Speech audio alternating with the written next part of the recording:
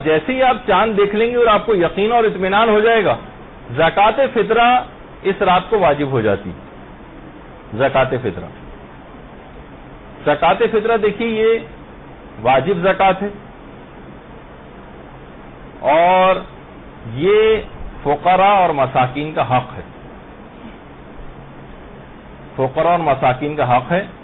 یہ اسی رات جیسے عید کا چاند نظر آئے گا زکوٰۃ فطرہ ادا کرنا واجب ہو جائے گا ان افراد کے اوپر کہ جن کے اوپر واجب ہوتا ہے، جو کہ ابھی آگے چل کر گفتگو آئے گی. اور یہ پیغمبر اسلام کی سنت بھی ہے. اللہم صلی علی محمد وآل محمد. اور واجبات میں سے ایک انتہائی اہم واجب. بہت سی روایات میں اس کو روزے کی جو غلطیاں ہم عام طور پر کر لیتے ہیں، زبان کی بہت ساری غلطیاں ہم سے ہو جاتی ہیں، تو بہت سے مقامات پر یہ بات بھی کہی گئی ہے کہ اس سے وہ ان تمام چیزوں کا کفارہ وہ ہو جاتی ہے، یہ چیز جا کر کمپنسیٹ کر دے گی ان تمام غلطیوں کو. اور یہ بھی ایک بات اس کے اندر ہے کہ غریبوں کو بھی اپنی خوشیوں میں تاکہ انسان جو ہے وہ شامل کر سکے. غریبوں کو انسان اپنی خوشیوں میں شامل کر سکے. اور ایک فائدہ اس کا یہ بھی ہوتا ہے کہ جو عمومی زکوٰۃ، جو مال کی زکوٰۃ دی جاتی ہے، اس سے مال کا بیمہ ہو جاتا ہے. یعنی وہ مال پھر چوری ہونے سے، نقصان ہونے سے بہت کم امکان اس بات کا رہے گا کہ وہ نقصان ہو کے ضائع ہوگا. اور زکوٰۃ فطرہ کو زکوٰۃ بدن کہا جاتا ہے. اس سے انسانی جان کا اگلے سال تک کے لیے بیمہ ہو جاتا ہے. بہت سی روایات میں یہ بات آئی ہے کہ امام بہت زیادہ تاکید کیا کرتے تھے کہ دیکھو ہر شخص کا فطرہ نکالنا، دیکھو میرے غلاموں کا بھی فطرہ نکالنا، اور کوئی شخص بھی فطرہ نکالنے سے رہ نہ جائے، کیونکہ مجھے اس کا یعنی مفہوم ہے روایت کا کہ مجھے اس بات کا گمان ہے کہ اگر کسی شخص کا فطرہ نکلنے سے رہ گیا تو کہیں وہ مر نہ جائے. یعنی انسان کی جان کی حفاظت کا اور ایک بیمہ اس لحاظ سے یہ ہو جاتا ہے. اچھا، اب ایک چیز یہ آتی ہے کہ بہرحال یہ جان کی حفاظت، مال کی حفاظت ہوتی ہے، زکوٰۃ مال جس وقت آپ نکالتے ہیں، اور فطرے میں جان کی حفاظت ہو جاتی ہے. فطرہ کب دیا جائے؟ فطرہ کب دیا جائے؟ دیکھیے، پہلی بات تو یہ کہ رمضان المبارک کے شروع ہونے سے پہلے فطرہ نہیں دیا جا سکتا. رمضان کے شروع ہونے سے پہلے فطرہ نہیں دیا جا سکتا.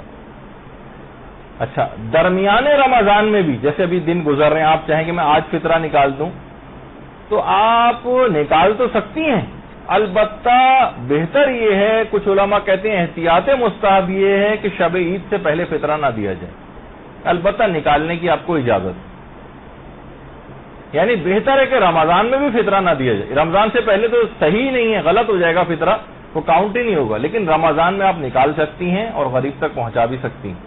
لیکن زیادہ بہتر طریقہ یہ ہے کہ اگر آپ کہیں گی بھائی شب عید میں کہاں غریب کو ڈھونڈتی پھروں گی، تو وہ اس سے پہلے ہی آپ کے پاس مثلا غریب آ گیا تو آپ اسے قرضے کی نیت سے دے دیں، قرضے کی نیت سے. اور جب شب عید آئے اور آپ کے نزدیک عید کا چاند ثابت ہو جائے،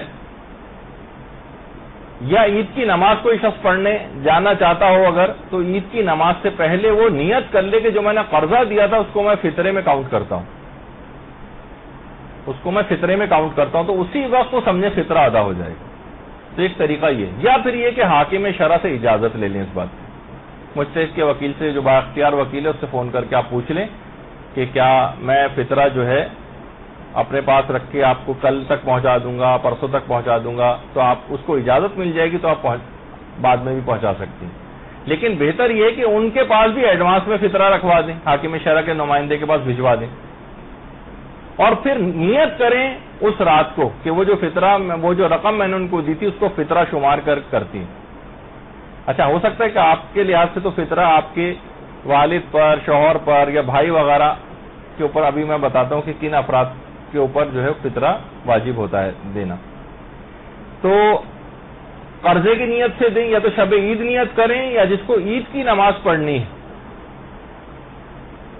وہ عید کی نماز سے پہلے اپنا فطرہ نکال دیں. اور جسے عید کی نماز نہیں پڑھنی، کیونکہ عید کی نماز اپنی تمام تر تاکیدات کے باوجود ہے تو مستحب نماز غیبت میں، غیبت امام زمانہ علیہ الصلوۃ والسلام میں. اللہم صلی علی محمد وعلی محمد.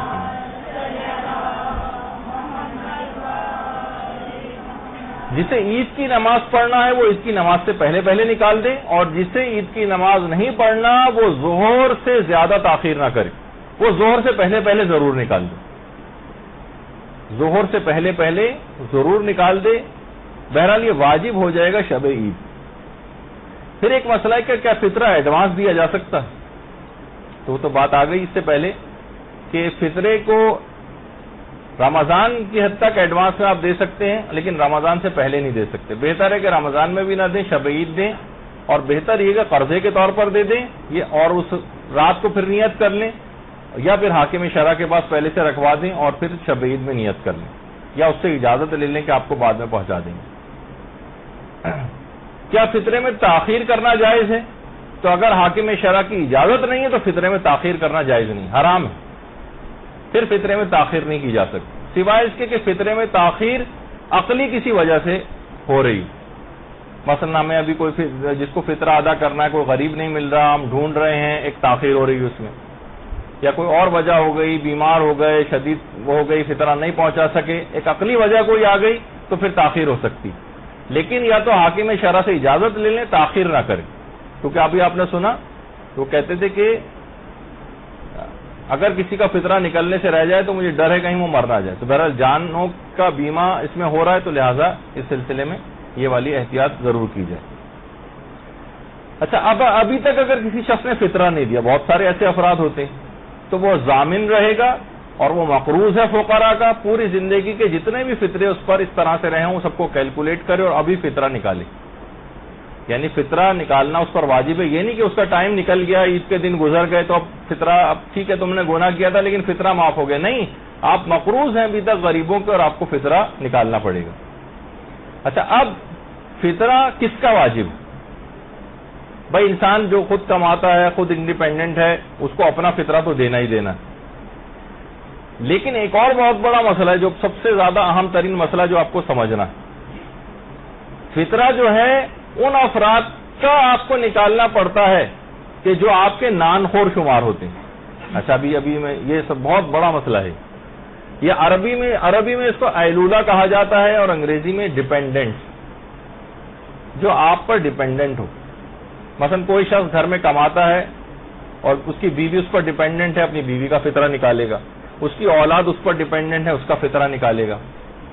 اچھا، فارسی میں جب ترجمہ کرتے ہیں توحصیل المسائل، کیونکہ فارسی بیسیکلی فارسی زبان میں لکھی گئی کتاب ہے، اس کا اردو ترجمہ ہوتا ہے، فارسی میں ہوتا ہے نان خور، ڈیپینڈنٹ کو کہا جاتا ہے، اردو میں ترجمہ کرتے ہیں تو کہتے ہیں اس کے ہاں کھانا کھانے والا۔ یہ بہت بڑے اس مسئلے نے کنفیوژن پیدا کر دیا توحصیل مسائل میں۔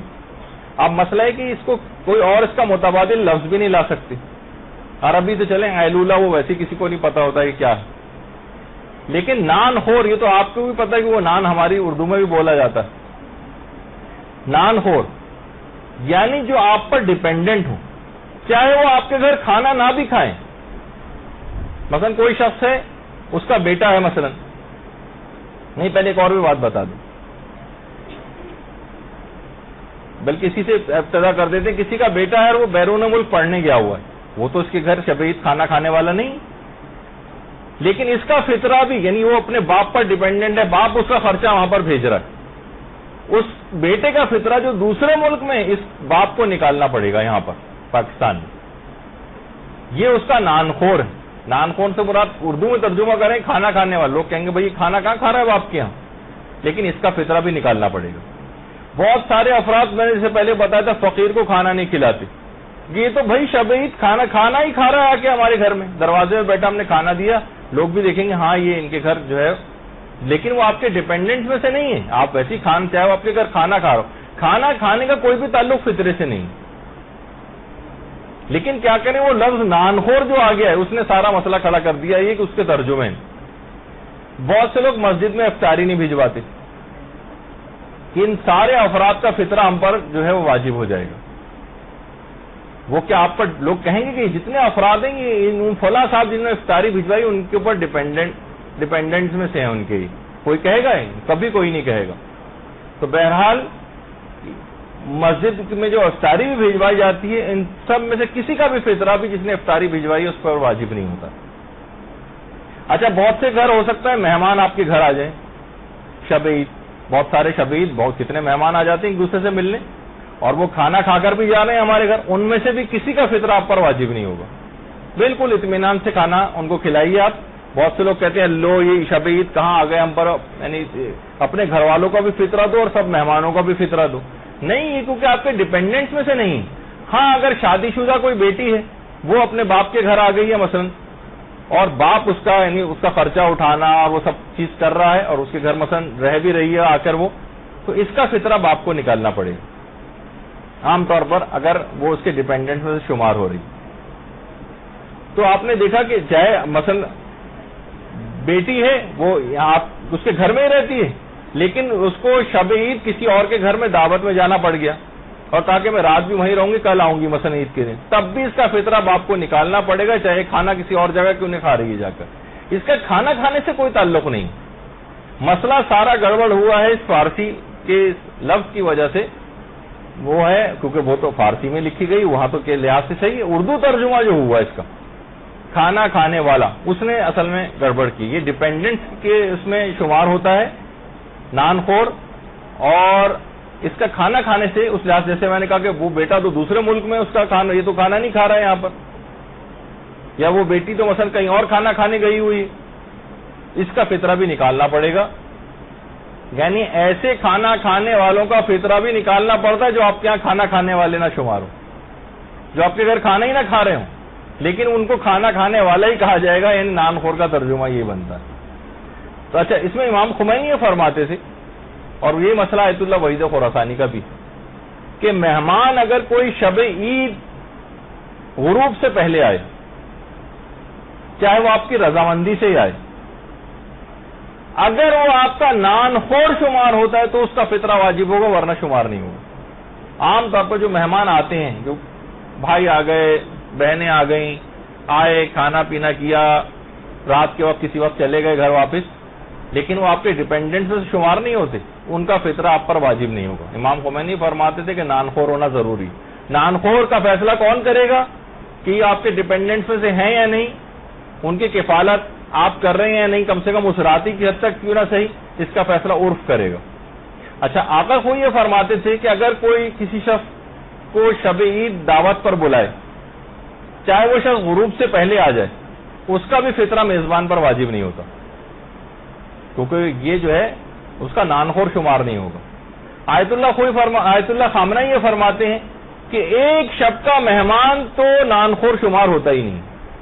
ایک رات میں کون سا کہ وہی آئے تو اس پر ڈیپینڈنٹ ہو، یہ کہاں شمار ہوتا ہے؟ یہ آقا خامنہ ہی فرماتے ہیں. اس لحاظ سے جتنے بھی اس طرح کے مہمان ہیں، وہ ایک رات کا ہی مہمان، وہ کہتے ہیں ایک رات کا مہمان تو ڈیپینڈنٹ سے ہوتا ہی نہیں. البتہ آقا سیستانی فرماتے ہیں کہ اگر وقتی طور پر بھی مہمان ہو لیکن وہ نان خور شمار ہو رہا ہو تو اس کا فطرہ میزبان پر واجب ہوتا. نان خور شمار ہونا ضروری ہے. یہ بات دماغ میں کس کو سمجھانا بھی بڑا مشکل ہے کہ وہ ڈیپینڈنٹ میں سے آپ کے آ جائے، لوگ طے کرتے ہیں کہ اس کا سارا خرچہ اور سب کچھ ہے یہ فلاں شخص جو ہے اٹھا رہا ہے، جس طرح کفالت کی جاتی ہے نا، اس طرح سے. آقا خامنہ ہی فرماتے تھے ایک رات میں یہ فیصلہ ہونا بہت مشکل ہے کہ ایک رات کے مہمان کے لیے، لیکن آقا سیستانی فرماتے ہیں کہ جز وقتی مہمانی کیوں نہ ہو، لیکن معاشرہ اس کو نان خور میں شمار کر رہا ہے تو اس کا فطرہ بھی میزبان پر واجب ہو جائے گا. اچھا، پھر ایک سوال یہ بھی ایک ہے، بہت سی لڑکیوں کا نکاح ہو جاتا ہے اور ابھی اپنے باپ کے گھر میں ہی رہ رہی ہیں اور رخصتی نہیں ہوئی، ان کا فطرہ کون ادا کرے گا؟ اس کا فطرہ کیا اس کے شوہر پر ہے، کیونکہ وہ تو اب ظاہر اس کی شادی ہو چکی، یا اس کا فطرہ اس کے باپ پر؟ تو اس کا بھی فیصلہ وہی بات کرے گی کہ اگر باپ اس کا نان خور شمار، یعنی وہ باپ کی نان خور شمار ہو رہی ہے، اس کے اوپر ڈیپینڈنٹ ہے اپنے باپ پر، تو فطرہ باپ ادا کرے گا، اور شوہر اس کا خرچہ اٹھا رہا ہے تو اس کا فطرہ شوہر ادا کرے گا. لیکن عام طور پر ہوتا نہیں ہے، باپ کے گھر رہ رہی ہے، باپ ہی خرچہ اٹھا رہا ہوتا ہے، تو باپ ہی کو اس کا فطرہ نکالنا پڑے گا، چاہے وہ عورت شادی شدہ ہو چکی ہے. یعنی اچھا، پھر ایک سوال یہ بھی پوچھا گیا کہ کوئی عورت لڑ کر اپنے شوہر سے باپ کے گھر چلی گئی، کیا ابھی تک شوہر کے گھر رہ رہی تھی، شب عید کو ایسی لڑائی ہوئی وہ باپ کے گھر آ گئی، کیا فطرہ جو ہے شوہر ادا کرے گا یا باپ ادا کرے گا؟ تو وہی علماء فرماتے ہیں معیار نان خور ہونا ہے. اگر خرچہ شوہر اٹھا رہا ہے تو اس کا فطرہ شوہر ادا کرے گا، اور خرچہ باپ اٹھا رہا ہے تو فطرہ باپ ادا کرے گا. اور اگر شوہر یعنی اگر عورت بالکل انڈیپینڈنٹ ہے، وہ خود کماتی، شوہر مثلا ہر حرام ہے گھر میں پڑا رہتا ہے، تو یہ اپنا فطرہ پھر خود نکالے گی. اب لوگوں کو بھی پتا ہے بھائی شوہر اس کا جاب وغیرہ نہیں کرتا ہے، کوئی ملازمت نہیں کرتا ہے، یہ اپنا خرچہ خود اٹھاتی ہے، خود محنت کرتی ہے، جاب وغیرہ کرتی ہے، تو یہ اب اپنا فطرہ پھر خود نکالے گی. ہاں اگر شوہر اس کے جو ہے اس کے کفالت میں آ رہا ہے، لوگ بھی کہہ رہے ہیں کہ بھائی شوہر کا خرچہ بھی یہی اٹھا رہی ہے، تو یہ پھر اپنے شوہر کا فطرہ بھی خود نکالے گی. اچھا اب سوال یہ ہے کہ شب عید اگر کوئی شخص کسی کا مہمان ہو جائے اور وہیں پر اطلاع آئی کہ جناب چاند ہو گیا، تو کیا اس کا فطرہ میزبان پر واجب ہوگا؟ تو دیکھیے چاند کی آگاہی اور نا آگاہی کا فطرہ دینے سے کوئی تعلق نہیں ہے، دونوں الگ الگ چیزیں. معیار فقط وہ ہے کہ اگر وہ نان خور محسوب ہو رہا ہے اپنے میزبان کا تو اس میزبان کو فطرہ دینا ہوگا، ورنہ نہیں. یعنی افطاری یا کھانا کھانے کا کوئی بھی تعلق فطرے سے نہیں ہے. مہمان آئے 2-3 گھنٹہ رہے، کھانا کھایا چلے گئے، ان کا فطرہ آپ پر واجب نہیں. اچھا بعض اوقات یہ ہوتا ہے کہ اگر مہمان کو ویسی شرمندہ ہو رہا ہے کہ میں نے اس کے گھر کھانا بھی کھایا آ کے، اب میزبان میرا فطرہ بھی نکالے، تو ایسا کرتا ہوں کہ میں اپنا فطرہ خود ہی نکال دیتا ہوں. تو اگر مہمان اپنا فطرہ خود نکال بھی دے تب بھی اس پر سے میزبان سے فطرہ ساقط نہیں ہوگا اگر وہ اس کا نان خور شمار ہو رہا ہے. یعنی میزبان کو اس کا فطرہ نکالنا پڑ سکتا ہے اگر وہ والا، یعنی مہمان خود نکال دے اگر اپنا فطرہ تو یہ کافی نہیں. یعنی اصول یہ ہے کہ مثلا اخیر ابھی اولاد کا مسئلہ میں بیان کروں گا، باپ فطرہ نہیں نکال رہا ہے تو کیا اولاد پہ واجب ہوگا یا نہیں، چلیں یہ مسئلہ بھی الگ آئے گا. بہت سے گھروں کے اندر ایک مسئلہ اور بھی ہوتا ہے، وہ کیا ہے؟ وہ مسئلہ یہ ہے کہ ماں باپ جو ہیں وہ بوڑھے ہو گئے اور اپنے بیٹوں پر مثلا ڈیپینڈنٹ ہیں. مثلا ایک ہی گھر میں 4 بیٹے رہتے ہیں اور سب کے سب اپنے والدین کو خرچہ دیتے ہیں. اب ان کا فطرہ، ماں باپ کا فطرہ کون نکالے گا؟ تو یہ تو چاروں پر ڈیپینڈنٹ ہے. مثلا اگر 100 روپے بالفرض فطرہ واجب ہوتا ہے تو یہ جو چاروں بیٹے ہیں 25-25 روپے جو ہے وہ چاروں نکالیں گے، اس طرح سے مل کر 100 بنے گا. اور اس طرح کیونکہ یہ اپنی کئی اولادوں پر ڈیپینڈنٹ ہیں تو کئی اولادوں میں وہ فطرہ ڈیوائڈ ہو جائے گا. ایک ہے تو ایک ہی نکالے گا پھر ظاہر ہے.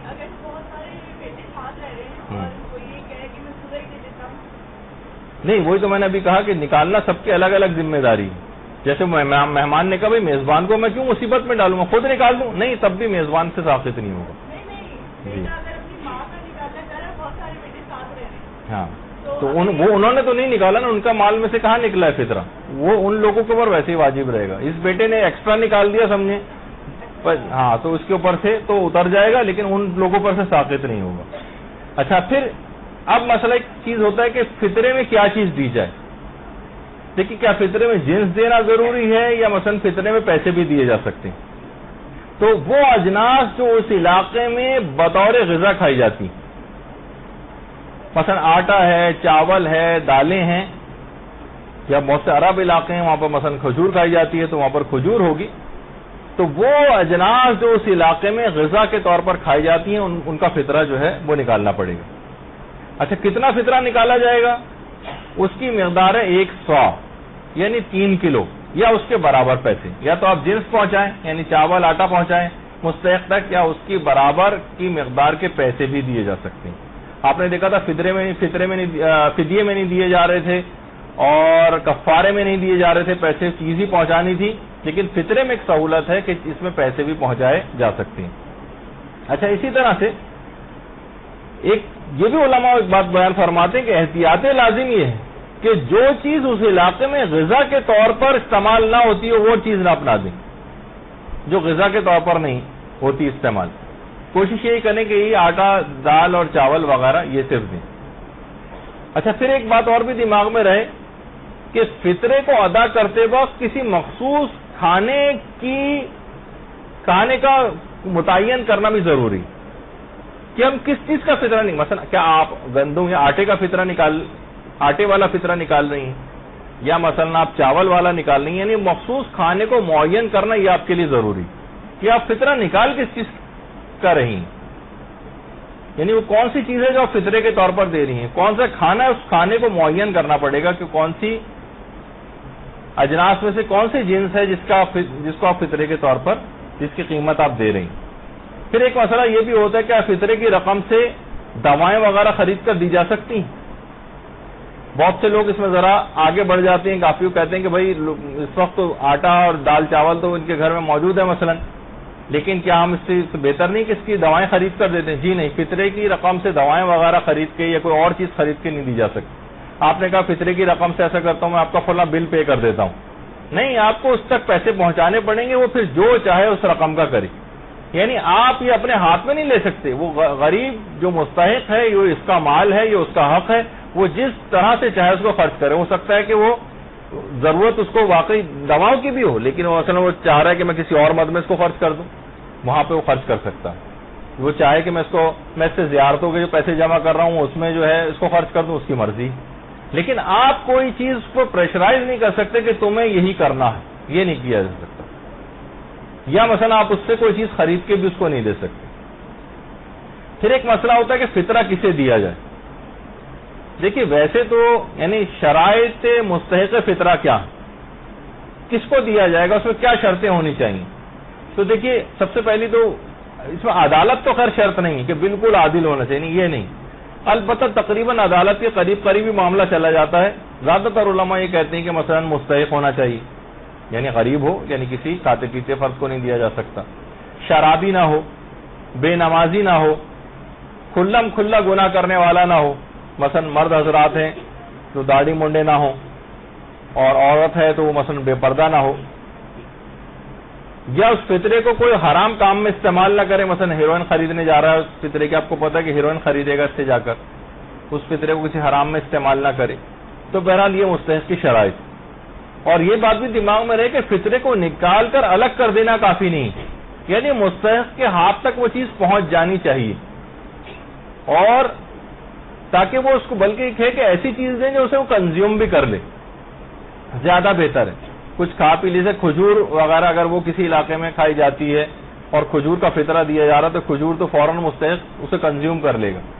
تو بہرحال وہ زیادہ بہتر حوالے سے، لیکن پیسے بھی دیے جا سکتے ہیں. تو بات آ گئی کہ فطرے کو نکال کر الگ کر دینا کافی نہیں کہ ہم نے نکال کے رکھ دیا، بھائی ہفتے 2 ہفتے بعد جب کبھی ہم جائیں گے یا وہ مستحق ہمارے پاس آئے گا تو ہم جمع کر کے ان کے لیے رکھ رہے ہیں، وہ جب آئے گا تو دے دیں گے. نہیں، یہ نہیں چلے گا. آپ کوشش یہ کریں کہ آپ شب عید یا بہت ہوا تو نماز عید سے پہلے، یا جو نماز عید نہیں پڑھنا چاہتے وہ ظہر کے بعد تک تاخیر نہ کریں اس میں، اور اس سے پہلے ہی اس کو دے دیں. اچھا، پھر ایک بات یہ بھی ہے کہ جو فقیر شرعی ہے اس کے فقیر ہونے کا اطمینان ہونا چاہیے. یعنی ایسا نہیں کہ جو بھی مثلا دروازے پر آ جائے، جو بھی آ جائے، جو ماسی بھی آ جائے، کوئی چوکیدار آ جائے، اس کو نکال کر دے دیا جائے. تو وہ تو اپنی شرط اپنی جگہ پہ الگ ہوگی کہ شیعہ اسنا شرعی ہونا چاہیے، لیکن بہرحال اس کے اندر بھی فقیر شرعی ہونے کا اطمینان ہونا چاہیے کہ واقعی یہ شخص مستحق بھی ہے. اس کا اطمینان چاہیے، اطمینان کسی اور کے کہنے پر ہی کیوں نہ ہو. مثلا آپ نے کسی سے تحقیق کی، اس نے کہا نہیں میں جانتا ہوں ان کو کہ یہ واقعی مستحق، تو ٹھیک ہے اس کو فطرہ دیا جا سکتا ہے. لیکن اگر آپ کو اطمینان نہیں ہو رہا تو پھر آپ اس کو فطرہ نہیں دے سکتے. ایک یہ مسئلہ ہے. غیر سید کا سید کو فطرہ، کوئی بھی غیر سید کسی سید کو فطرہ نہیں دے سکتا. صرف غیر سید ہی کو فطرہ دے سکتا ہے. اور سید جو ہے سید کو بھی فطرہ دے سکتا ہے اور غیر سید کو بھی فطرہ دے سکتا ہے. اگر کسی نے اس بات کا خیال نہیں کیا اور کسی غیر سید نے اپنا فطرہ سید کو دے دیا تو یا تو اس سے واپس لے جا کر، یا وہ اگر استعمال کر چکا ہے تو اس فطرے کو دوبارہ نکالنا پڑے گا اس کو. ہاں، وہ اگر اسے کفالت میں مثلا شوہر جو ہے وہ غیر سید ہے، بیوی اس کی سیدانی ہے مثلا، اب یہ اپنی بیوی کا بھی فطرہ نکالے گا تو لیکن اس کا خود کا جو فطرہ نکلے گا یہ فطرہ غیر سید ہی شمار ہوگا، چاہے وہ اپنی بیوی سیدانی بیوی کا ہی فطرہ کیوں نہ نکال رہا ہو، کیونکہ یہ فطرہ یہ شخص پر واجب ہو جو غیر سید ہے تو اس کا فطرہ غیر سید کا فطرہ کہلائے گا، چاہے اس کے ڈیپینڈنٹ میں سید ہی کیوں نہ ہو. یہ ایک الگ مسئلہ ہے. اچھا، اتنی بات اور بتا دی جائے کہ اگر کسی نے یہ غلطی کر دی اور غیر سید نے سید کو اپنا فطرہ دے دیا تو یا تو اس سے واپس لیں یا دوبارہ نکالیں. اچھا، ایک تو چیز ہو گئی. اچھا، ایک بات اور کہ آقا سیستانی نہیں، پہلے آگے بتا دیا جائے کہ کیا فطرہ غیر شیعہ کو دے سکتے ہیں؟ جواب ہے کہ جی نہیں، غیر شیعہ کو فطرہ نہیں دیا جا سکتا. تو بات آ گئی. آقا سیستانی اور آقا خوئی ایک بات اور کہتے ہیں کہ فطرہ فقط فقراء کا حق ہے. اس کو تعمیر مسجد کے لیے دینا، مدرسے کی تعمیر کے لیے دینا، یا کسی خطیب کی اجرت کے طور پر دینا، یا نشر معارف دینیہ جو ہے کتابیں وغیرہ چھپوانا، دینی کتابیں چھپوانا، اس میں خرچ نہیں کیا جا سکتا. آقا سیستانی اور آقا خوئی فرماتے ہیں کہ احتیاط واجب کی بنا پر یہ صرف غریب ہی کو جائے گا، غریب مستحق کو، اور یہ کسی بھی مسجد کی تعمیر، مدرسے کی تعمیر، خطیب یا مثلا پیش امام کی اجرت یا کتابیں وغیرہ چھاپنا، معارف دینیہ وغیرہ کی ترویج، اس میں خرچ نہیں ہو سکتا. البتہ آیت اللہ خامنہ ہی فرماتے ہیں کہ جائز ہے کہ ان چیزوں میں بھی فطرہ خرچ ہو سکتا ہے، لیکن بہتر یہی ہے کہ فقراء ہی کو دیں. ثواب زیادہ اگر آپ کو لینا ہے تو فقیروں یعنی غریب لوگوں ہی کو دیں. البتہ تعمیر مسجد اور تعمیر مدرسہ وغیرہ میں بھی ان کے فتوے کے مطابق دیا جا سکتا ہے، لیکن آقا کوئی بھی منع کرتے ہیں اور آقا سیستانی بھی اس کو منع کرتے ہیں. اچھا، فطرہ جو ہے اپنے واجب النفقہ افراد کو نہیں دے سکتے. مثلا ہم نے فطرہ نکالا اور اپنی والدہ جو ہماری کفالت میں ہیں اور ہم نے کہا کہ ہم انہی کو ہی اپنا فطرہ دے دیں، نہیں، یہ نہیں کیا جا سکتا. جن کے ہم کفیل ہیں، جن کا نفقہ ہم پر واجب ہے، ان کو ہم فطرہ نہیں دے سکتے. یعنی اپنا فطرہ، ہم نے جو فطرہ نکالا ان کو کہ بھائی ان کی ذرا مالی حالت اچھی نہیں تو چلو ان کو دے دیا جائے، نہیں، یہ ایسا نہیں کیا جا سکتا. اپنے واجب النفقہ کے علاوہ ہونے چاہیے. اچھا، بہتر یہ ہے کہ اگر آپ اپنا فطرہ حاکم شرع اس کے نمائندے کو دے دیں تو اس میں ذرا ثواب زیادہ ہے، پھر آپ بری الذمہ ہو جائیں گے. اس میں تو یہ ہوتا ہے نا کہ آپ نے اگر کسی کو دے دیا، بعد میں پتہ چلا رہے تو مستحق ہی نہیں تھا، بعد میں پتہ چلا کہ یہ تو فلاں چیز اس میں تو بے نمازی تھا مثلا، تو اس میں یہ والے خطرے سے آپ بچ جاتی ہیں. حاکم شرع اس کے نمائندے تک پہنچا دیں تو بس آپ کی ذمہ داری ختم. اس میں آپ اگر خود دیتی ہیں تو آپ کی ذمہ داری باقی رہتی ہے. تو بہرحال زیادہ بہتر اس میں یہی، لیکن اگر خود بھی دینا چاہیں تو دیا جا سکتا ہے. جسے فطرہ دے رہے ہوں کیا اس کو بتانا ضروری ہے کہ فطرہ ہے؟ یہ پہلے بھی کئی دفعہ بات آ چکی ہے کہ نہیں، اس کو بتانا ضروری نہیں ہے. کسی بھی عنوان سے اس کو وہ پیسے دیے جا سکتے ہیں، گفٹ کے طور پر دیے جا سکتے ہیں، کسی اور چیز کا کہہ کے دیے جا سکتے ہیں. پھر ایک مسئلہ ہے کہ کیا فطرہ کسی دوسرے شہر بھجوایا جا سکتا ہے؟ یہ بات یاد رکھ لیں کہ اگر اپنے شہر میں فقراء موجود ہوں تو وہ فطرہ کسی دوسرے شہر نہیں بھجوا سکتے. احتیاط واجب یہ ہے کہ فطرہ دوسرے شہر نہیں بھجوانا چاہیے اگر اپنے شہر میں مستحقین موجود. ہم نے کہا کہ کراچی کو چھوڑیں، یہاں تو لوگ بہرحال ایسا کرتے ہیں، بہت سے افراد وہاں گلگت بلتستان میں بہت غریب ہیں، ان کو فطرہ ہم وہاں پہ بھجوا دیں. نہیں، جب تک آپ کے اپنے شہر میں مستحقین موجود ہیں آپ اپنا فطرہ دوسری جگہ پہ نہیں بھیج سکتے. ہاں، اگر یہ ہو کہ اپنے شہر میں کوئی نہیں مل پا رہا ہو آپ کو، یعنی آپ کو تلاش کرنا پڑے گا، محنت کرنی پڑے گی، کوشش کرنا پڑے گی، تو پھر بھی نہ ملے تو پھر دوسرے شہر بھیج سکتے ہیں. لیکن آپ نے کوشش نہیں کی، ذرا سا بھی کسی سے پوچھا نہیں اور دوسرے شہر بھیج دیے تو یہ آپ نے غلط کام کیا. البتہ اگر کوئی اس سے پہلے ایسا کرتا رہا ہو، مثلا اس نے کہا کہ بھائی میں تو اس سے پہلے بھیجتا رہا ہوں، میں نے کوئی تحقیق بھی نہیں کی تھی کہ ہمارے شہر میں کوئی ہے بھی ایسا یا نہیں، اور ہم نے ڈائریکٹ دوسرے شہر بھجوا دیا تھا اس طرح سے، تو وہ اس کے بہرحال فطرے صحیح شمار ہو جائیں گے. اب اس کو وہ دوبارہ نہیں نکالنے. لیکن اصلاً اس کے اندر مسئلہ یہی ہے کہ جب تک اپنے پہلے تو ضروری ہے، گناہگار ہو جائے گا ایسا شخص کہ اگر وہ اپنے شہر کے اندر تحقیق نہ کرے اور بغیر تحقیق کیے نکال دے، دوسرے شہر بھجوا دے اگر فطرہ. اور یہ بھی ہے کہ شیعہ بھی جیسے ذکر ہوا کہ شیعہ ہونا اس کو ضروری ہے جس کو دیا جائے. اگر اپنے علاقے میں شیعہ فقراء نہ ملیں تو غیر ناصبی جو دشمنان اہل بیت نہ ہوں، غیر شیعہ فقراء کو بھی فطرہ دیا جا سکتا ہے. لیکن یہ اس وقت ہے جب شیعہ فقراء نہ مل، تو پھر اس بات کی اجازت ہے کہ غیر ناصبی مسلمان فقراء کو بھی فطرہ دیا جا سکتا ہے جو غیر شیعہ اپنے علاقے میں. یہ اس کی اجازت ہے. لیکن بہرحال اگر کوئی مستحق نہ ملے تو ٹھیک ہے، پھر دوسرے شہر وغیرہ بھجوا سکتے ہیں. اچھا، اب ایک مسئلہ بہت اہم ہے کہ کیا فطرے کی رقم کو تبدیل کر سکتے ہیں؟ مثلا ہم نے فطرہ نکالا اور ظاہر ہے عید میں کڑک کڑک نوٹ وغیرہ ہوتے ہیں، پھر بعد میں ہم نے سوچا کہ بھائی غریب آپ نے دیکھا ہوگا سستے وغیرہ کے لیے سب سے موڑا توڑا گلا سڑا ٹیپ لگا ہوا نوٹ ہوتا ہے، وہی عام طور پہ سستے میں نکالا جاتا ہے. آپ نے کہا اتنے اچھے اچھے کڑک کڑک نوٹ عیدی کو دینے میں کام آ جائیں گے، ایسا کرتا ہوں میں اس کو تبدیل کر کے پرانا سا ایک نوٹ رکھ دیتا ہوں اس جگہ. یا آپ نے کہا کہ نہیں مجھے کھلا چاہیے تھا اس کے اندر، تو میں یہ کرتا ہوں، یہ دیکھ لیجئے کس کا ہے، کہ میں ایسا کرتا ہوں کہ اس میں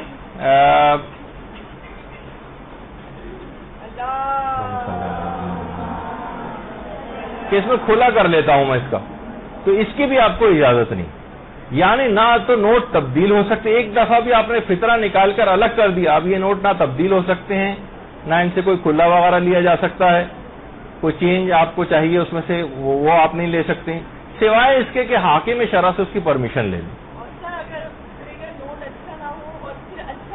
یہ بھی نہیں کر سکتے، میں نے کہا نا تبدیل ہو ہی نہیں سکتا. تو نوٹ کو تبدیل نہیں کیا جا سکتا، یا جو بھی آپ نے پیسے نکال کے یا جو جنس نکال کے رکھے وہی پہنچانی پڑے گی، اس کو تبدیل نہیں کر سکتے سوائے اس کے کہ حاکم شرع یا مجتہد کے نمائندے سے اجازت لیں. اچھا، بہت سی جگہوں پہ یہ بھی ہوتا ہے ایک مسئلہ کہ بہت سے لوگ بعض اوقات نوٹ تبدیل کرنا مشکل ہوتے ہیں. مثلا کسی نے باہر سے فطرہ بھجوایا، آپ وہ پاؤنڈز میں، ڈالرز میں یا کسی اور کرنسی میں، اب وہ یہاں کسی کو دیں بھی تو بڑا مسئلہ ہے کہ وہ یہاں پہ کرنسی چلتی نہیں، تو تبدیل تو کرنا پڑے گا اس کو. مثلا یا اس نے بھجوائے ہیں اور ہمیں تقسیم کرنا ہے اس کو، تو حاکم شرع یا اس کے نمائندے سے اجازت لے کے نوٹوں کو تبدیل کرنے کی اجازت ہے. اچھا، پھر ایک دماغ میں ایک بات اور بھی رکھنی چاہیے، وہ یہ کہ اگر فطرہ کبھی گم ہو جائے یا وہ پیسے غلطی سے استعمال ہو جائیں، مثلا آپ کی اپنی تو کوشش یہ تھی، آپ کو مسئلہ بھی پتا تھا کہ نہیں مجھے ایسا نہیں کرنا چاہیے، نوٹ بدلنے نہیں چاہیے، لیکن کسی اور نے آ کر استعمال کر لیا اس کو، یا آپ نے بے دھیانی میں استعمال کر لی، بعد میں پتا چلا کہ ارے مجھ سے غلطی ہو گئی، تو اور وہ نوٹ استعمال ہو گئے یا وہ نوٹ ضائع ہو گئے یا وہ فطرہ گم گیا، تو بہرحال آپ کو اس کا بدلہ ظاہر دوسرے کوئی نوٹ نکال کے آپ وہ فطرہ نکالیں گی. البتہ اس وقت قصد قربت مطلقہ کی نیت کی جاتی ہے. قصد قربت مطلقہ کی نیت سے وہ جو فطرہ آپ سے گم ہو گیا ہے یا وہ رقم کہیں خرچ ہو گئی ہے آپ سے اور کوئی اور نوٹ آپ کو دینے پڑ رہے ہیں اس کی جگہ پہ، ظاہر ہے وہ تو استعمال ہو گئے یا گم گئے، تو اب آپ جو دوسرے نوٹ دیں گے اس میں قصد قربت مطلقہ کی نیت کریں گے. پھر ایک مسئلہ یہ بھی پیش آتا ہے کہ اگر باپ اپنا فطرہ باپ فطرہ نہیں نکال رہا، اس پر واجب تھا کہ ہم اس پر ڈیپینڈنٹ تھے، وہ فطرہ نکال ہی نہیں رہے، تو کیا اولاد کی ذمہ داری کہ اپنا فطرہ نکالیں، خود نکالیں؟ تو زیادہ تر مراجع میں یہ کہتے ہیں کہ فطرہ باپ پر واجب ہے، اولاد پر سے پھر ساقط ہو جائے گا. باپ کی ذمہ داری وہ نہیں نکال رہا تو پھر اولاد کے اوپر واجب نہیں کہ وہ اپنا فطرہ خود نکالے. زیادہ تر علماء یہ کہتے ہیں. البتہ آقا سیستانی اور موجودہ مراجع میں سے آیت اللہ ناصر مکارم شیرازی بات بیان فرماتے ہیں کہ پھر احتیاط واجب یہ ہے کہ اولاد اپنا فطرہ اگر ممکن ہو سکے تو خود ادا کرے. اگر اولاد کے لیے ممکن نہیں ہے، اس کے پاس پیسے ہی نہیں ہے، تو ٹھیک ہے پھر نہیں ہوگا اس پر فطرہ. لیکن اگر ان کے لیے ممکن ہے اپنا فطرہ ادا کرنا تو پھر اگر باپ نہیں نکال رہا ہے تو احتیاط واجب ہے کہ اولاد خود اپنا فطرہ نکالے. اچھا، اب کیا ہم یہ کر سکتے ہیں کہ چند فطرے ایک ہی فقیر کو دے دیں یا ایک فقیر کو بس ایک فطرہ جانا چاہیے؟ نہیں، کئی فطرے بھی جمع کر کے ایک فقیر کو دیے جا سکتے ہیں. بس یہ ہے کہ ایک سال کے مخارج سے زیادہ اس کو فطرہ نہ دیا جائے، یعنی اس کے ایک سال بھر کو جو اس کے خرچے ہیں، جو ڈیفیسٹ ہوتا ہے جس میں اس کا گزارا نہیں ہوتا، بالفرض 20,000 روپے اس کو کم پڑ جاتے ہیں ہر سال، تو آپ 20,000 کے برابر فطرہ اس کو جو ہے سال بھر کے اخراجات سے اس سے بڑھ نہ جائے کہیں. یعنی جو ایک تو یہ ہوتا ہے کہ پورے سال کے کتنے اخراجات ہیں اس کے، نہیں، اس کی تو جاب بھی ہے، کماتا ہے، البتہ ہر مہینے سمجھے 2,000 روپے کا ڈفرینس آ جاتا ہے اس غریب کے پاس، اس کو وہیں سے لینے پڑ جاتے ہیں، قرضہ لینا پڑ جاتا ہے، کمی پڑ جاتی ہے. تو پھر اتنے پیسے ایک سال کے مخارج کے برابر اس کو دیے جا سکتے ہیں. البتہ یہ نہ ہو کہ مثلا اس کو لاکھوں روپے دے دیے فطرے کے نام پر، یہ نہیں ہو سکتا، جو کہ اس کے سال کے مخارج سے بڑھ جائیں. ایک اور مسئلہ بھی کہ فطرے کو توڑا بھی نہیں جا سکتا. فطرہ ٹوٹنے سے کیا مراد ہے؟ مثلا بالفرض میں کہوں کہ 100 روپے فطرہ ہے، اگر 100 روپے فطرہ اور تو ہم نے یہ کیا کہ دو غریب آئے، 50 روپے ایک کو دے دیے، 50 روپے دوسرے کو دے دی. اب یہ کیا ہوگا؟ فطرہ ٹوٹ گیا. ایک پورا فطرہ جانا چاہیے غریب تک. کئی فطرے بھی جا سکتے ہیں لیکن پورے جائیں. کوئی ایک بھی فطرہ اگر ٹوٹ گیا، جیسے 100 روپے فطرہ تھا، آپ نے توڑ کے 50 روپے غریب کو دیے، 50 روپے دوسرے غریب کو دیے، فطرہ ٹوٹ گیا. یہ فطرہ زیادہ تر شیعہ علماء یہ بات کہتے ہیں، زیادہ تر وہ یہ کہتے ہیں کہ جو فطرہ ٹوٹ گیا وہ پھر وہ صحیح نہیں ہوگا، اور 99% شیعہ فقہا اس کی اجازت نہیں دیتے. وہ کہتے ہیں فطرہ توڑنے کی اجازت نہیں، پورا فطرہ جانا چاہیے، چاہے کئی فطرے چلے جائیں لیکن کوئی ایک بھی فطرہ ٹوٹے نہیں. مثلا گھر کے 5 افراد نے فطرہ نکالا، 4 کے تو پورے چلے گئے، ایک فطرہ ٹوٹ گیا کوئی سا، تو جو فطرہ جس آدمی کا فطرہ نہیں نکلا ہے صحیح طور پر، وہ ٹوٹ گیا ہے، اس کو وہ سارے خطرات رہیں گے، جان جا سکتی ہے اور اس کے مال کا اور اس کی جان کا بیمہ نہیں ہوگا. تو ایک لحاظ سے یہ دماغ میں رہنی چاہیے کہ فطرہ جو ہے وہ ٹوٹنا نہیں چاہیے. امام خمینی فرماتے تھے کہ فطرہ اگر ٹوٹ گیا، احتیاط واجب کی بنا پر فطرہ توڑنا جائز نہیں، اور فطرہ جو ٹوٹا وہ فطرہ ادا ہی نہیں ہوگا. البتہ 2 مجتہدین ایسے ہیں، 99% فقہا کی بات میں نے بتائی جو فطرے کو توڑنے کو جائز نہیں سمجھتے. البتہ ان 1% میں جو جائز سمجھتے ہیں ان میں آقا سیستانی بھی شامل ہیں اور آقا کوئی بھی شامل ہے. وہ یہ فرماتے ہیں کہ فطرے کو توڑا جا سکتا ہے. البتہ اس میں بھی علماء فرماتے ہیں کہ بہتر یہ ہے، زیادہ عقل مندی کا تقاضا ہے کہ ان کے مقلدین فطرے کو نہ توڑیں، مشورہ دیتے ہیں، واجب تو نہیں کہتے کیونکہ ان کا مسئلہ تو یہی ہے. وہ یہ کہتے ہیں علماء جو سمجھتے ہیں مسائل کو کہ اگر کوئی بعد میں کسی آپ ایسے مجتہد کی تقلید میں گئے جو فطرے کو توڑنا جائز نہیں سمجھتا، تو پھر آپ کو وہ تمام توڑے گئے فطرے دوبارہ ادا کرنے پڑیں گے دوسرے مجتہد کی تقلید میں آنے کے بعد. تو آپ کو کیا ضرورت ہے اس کے اندر اپنی ذمہ داری میں اضافہ کرنے کی؟ بہت ساری چیزیں ایسی ہیں کہ اکثر علماء جن کی تقلید میں جائیں وہ زیادہ تر اپنے فقہی مسائل کو پچھلی زندگی پر بھی آپ کے جاری کرتے. مثلا آپ کے مجتہد کا خدا نخواستہ انتقال ہو، آپ کسی دوسرے مجتہد کی تقلید میں گئے، وہ کہتے ہیں کہ اب میرے مسائل کو اپنی پچھلی زندگی کے مسائل کے اوپر بھی جاری کرو. تو ہو سکتا ہے کہ آپ نے اپنے مجتہد کی تقلید کے مطابق فطرہ توڑ دیا تھا، مثلا آپ آقا سیستانی کی تقلید میں تھی، پھر آپ کسی اور مجتہد کی تقلید میں گئیں جو کہتا ہے فطرے کو توڑنا جائز نہیں، تو آپ کو ان تمام ٹوٹے ہوئے فطروں کو دوبارہ ادا کرنا پڑے گا. یہی مسئلہ بہت سارے وضو کے مسئلوں میں بھی ہے کہ وضو کے مسئلے میں بھی اگر کہیں کوئی جیسے نیچے سے اوپر سر کا مسح کرنا آقا سیستانی اجازت دیتے ہیں لیکن آقا کوئی منع کرتے تھے، مثلا احتیاط واجب لگا کے. کوئی اور مجتہد ایسا آیا جس کی آپ تقلید میں گئی جو کہتا ہے کہ سر کا مسح نیچے سے اوپر کرنے کی اجازت نہیں ہے، تو آپ کو وہ تمام نمازوں کی تکرار کرنی پڑے گی جو آپ نے نیچے سے اوپر سر کے مسح کے ذریعے پڑھی تھی. چاہے آپ کہیں بھائی میں نے تو اپنے مجتہد کے فتوے کے اوپر عمل کیا تھا اس زمانے میں، وہ کہتا ہے کہ نہیں، میری تقلید میں آنے کے بعد میرے فتوے آپ کی پچھلی زندگی پہ بھی جاری ہوتے ہیں. زیادہ تر مجتہدین کا یہ نظریہ ہے. تو علماء یہ فرماتے ہیں کہ بہرحال یعنی اگر آپ کیونکہ ان کے فتووں میں ٹکرا ہو جائے گا اور جو نئے زندہ مجتہد کے فتوے ہیں وہ جاری ہوں گے، تو بہتر ہے کہ آپ ایسا کام نہ کریں. مثلا ہو سکتا ہے کہ آپ جس مجتہد کی تقلید میں وہ تحفے پر خمس کا قائل نہ ہو، آپ نے تحفہ آپ کو جتنے ملے تھے آپ نے خمس نہیں دیا ان کے اوپر، اور بغیر استعمال کے 1 سال تک ایسی پڑا رہا، جیسے امام خمینی اس کے قائل تھے اور آقا خامنئی اس کے قائل ہیں. مثلا ان کے بعد آپ کسی اور ایسے مجتہد کی تقلید میں گئے جو تحفے پر خمس کا قائل ہے، تو وہ تمام جو 1 سال تک بغیر استعمال کے تحفے آپ کے پاس پڑے ہوئے تھے ان سب کا بھی خمس آپ کو نئے مجتہد کی تقلید میں آنے کے بعد دینا پڑے گا. تو دیکھیے بہت ساری اس طرح کی چیزیں ایسی ہیں کہ اس کا اطلاق ماضی پر بھی ہو جاتا ہے، تو بہت سی چیزوں میں کہیں سہولت ملتی بھی ہے تو اتنا زیادہ اس کا استعمال نہ کریں تو زیادہ اچھا ہے. تو فطرے کو جو توڑنا نہیں چاہیے یہ اس وقت کی بات ہے کہ جب آپ کسی غریب مستحق تک وہ فطرہ پہنچا رہی ہیں تو ٹوٹنا نہیں چاہیے.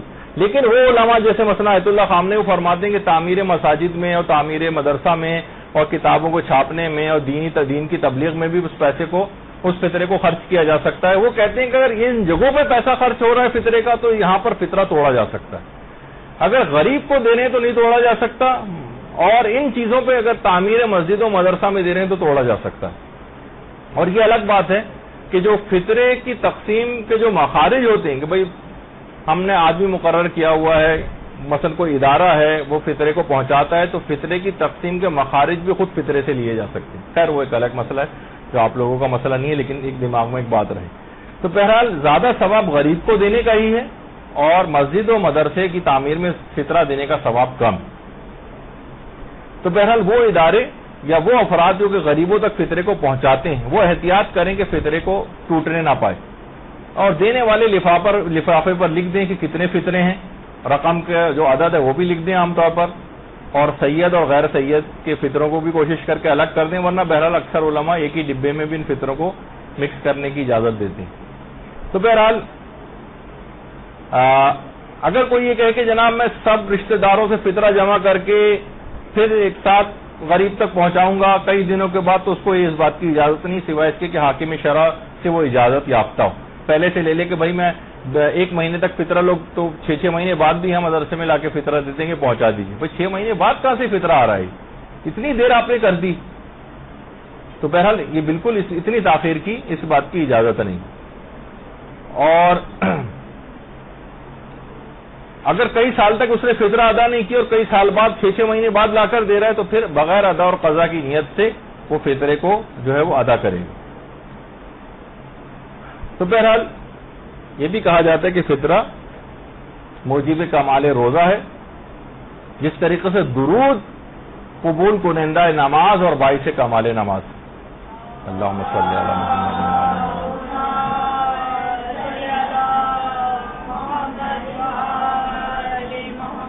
من لا یحضر الفقی کی بھی روایت ہے کہ فطرہ نکالنے سے سب روزے قبول ہو جاتے ہیں، یعنی فطرہ نکالنا بھی اس بات کی علامت ہے کہ آپ کے روزے قبول ہوں۔ اور رسول کافی کی جو روایت کے مطابق آئندہ سال تک مرنے سے بھی حفاظت ہو جاتی ہے۔ اور جو مستدرک الوسائل کی روایت ہے اس کے مطابق فطرہ نکالنا جو ہے باعث سلامتی جسم ہے اور روح کو اخلاقی رذائل سے بچانے کا بھی ایک ذریعہ۔ تو بہرحال فطرے کے بہت زیادہ فائدے ہیں۔ اچھا، اب یہاں تک آپ نے فطرہ نکال دیا، اب آ جائے، کیونکہ عید الفطر کا چاند نظر آ گیا ہے تو اب شب عید شروع ہو جائے گی۔ تو دیکھیے جو عید الفطر ہے یہ 2 لفظوں سے مرکب ہے۔ عید اصل میں عود سے نکلا ہے، عین واو دال، یعنی پلٹنا، وہ سال جو پلٹ کر واپس آتے ہیں، یعنی ان کے پلٹ کے واپس آنے کی جو فرحت ہے اور جو برکت ہے اور جو سعادت مند گھڑیاں ہیں، ان کا ہر سال پلٹ کر لوٹ کے ان خوشیوں کا واپس آنا، اس کو عید سعید کہا جاتا ہے۔ کیونکہ عید عود سے نکلا ہے، نہیں پلٹ کر واپس آنا، خوشی کے ایام ہر سال پلٹ کر واپس آتے ہیں اور اس کی برکتیں واپس آتی ہیں، تو اس وجہ سے اس کو عید سعید کہا جاتا ہے۔ عید الفطر جو کہا جاتا ہے، فطر اصل میں کسی بھی کام کو اثر نو کرنے کو بھی کہتے ہیں، یا پہلی بار کرنے کو۔ رات بھر کی نیند کے بعد جب انسان صبح کو اٹھتا ہے تو مختصر سی خوراک جسے ناشتہ کہا جاتا ہے، اس سے اپنے دن کا آغاز کیا جاتا ہے، اسے بھی عربی میں فطور کہتے ہیں، فے توئے واؤ رے، کیونکہ 1 ماہ تک ہم حسب معمول کھانے پینے سے ہم اس لحاظ سے رکے رہے تھے، دن میں ناشتہ جس طریقے سے ہم اٹھ کر کرتے ہیں، تو انہی دنوں کے اعتبار سے عید کے دن، ان 1 مہینے کے ناغے کے بعد ہم عید کے دن کا آغاز کچھ کھانے پینے سے کرتے ہیں، جس کو فطور کہا جاتا ہے، اسی سے جو ہے عید الفطر نکلا ہے۔ اور کیونکہ اس دن صدقہ فطر دیا جاتا ہے، اس وجہ سے بھی اس کو عید الفطر کہا گیا۔ تو بہت ساری اس کی وجوہات ہیں کہ عید الفطر